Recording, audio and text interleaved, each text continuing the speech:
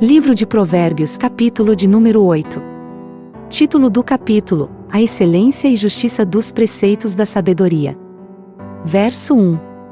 Não clama porventura a sabedoria, e a inteligência não dá a sua voz. Verso 2.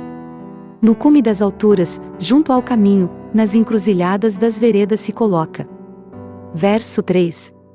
Da banda das portas da cidade, à entrada da cidade, e a entrada das portas está clamando. Verso 4.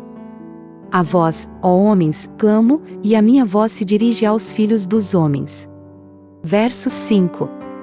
Entendei, ó simples, a prudência, e vós, loucos, entendei de coração. Verso 6. Ouvi, porque proferirei coisas excelentes, os meus lábios se abrirão para a equidade. Verso 7. Porque a minha boca proferirá a verdade, os meus lábios abominam a impiedade. Verso 8. Injustiça são todas as palavras da minha boca, não há nelas nenhuma coisa tortuosa nem perversa. Verso 9. Todas elas são retas para o que bem as entende, e justas para os que acham o conhecimento. Verso 10. Aceitai a minha correção, e não a prata, e o conhecimento, mais do que o ouro fino escolhido. Verso 11. Porque melhor é a sabedoria do que os rubins, e de tudo o que se deseja nada se pode comparar com ela. Verso 12. Eu, a sabedoria, habito com a prudência e acho a ciência dos conselhos. Verso 13. O temor do Senhor é aborrecer o mal, a soberba, e a arrogância, e o mau caminho, e a boca perversa, aborreço. Verso 14. Meu é o conselho e a verdadeira sabedoria, eu sou o entendimento, minha é a fortaleza. Verso 15. Por mim reinam os reis e os príncipes ordenam justiça. Verso 16. Por mim governam os príncipes e os nobres, sim, todos os juízes da terra. Verso 17. Eu amo aos que me amam, e os que de madrugada me buscam me acharão. Verso 18. Riquezas e honra estão comigo, sim, riquezas duráveis e justiça. Verso 19. Melhor é o meu fruto do que o ouro, sim, do que o ouro refinado, e as minhas novidades melhores do que a prata escolhida. Verso 20. Faço andar pelo caminho da justiça, no meio das veredas do juízo. Verso 21. Para fazer herdar bens permanentes aos que me amam, e encher os seus tesouros. Subtítulo: A sabedoria existe desde a eternidade. Verso 22.